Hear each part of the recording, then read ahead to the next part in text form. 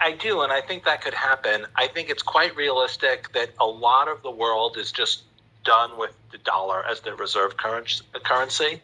Like every nation would love for their currency to be the world reserve currency. That's helped the U.S. That's grown the U.S. economy, quote unquote, unfairly by leaps and bounds for decades. And every other country would be like, yeah, we'd like to have the world be the world's reserve currency.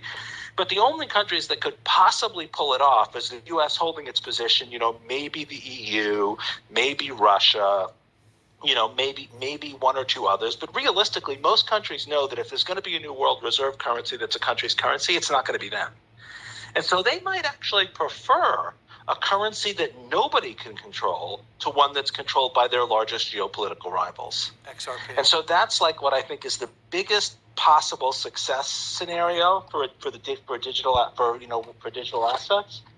If these countries are like, okay, well, the U.S. dollar can't hold on forever, but it's not going to be our currency because no one's going to want to repeat the U.S. dollar scenario. Nobody but the EU wants the EU to replace the dollar, right?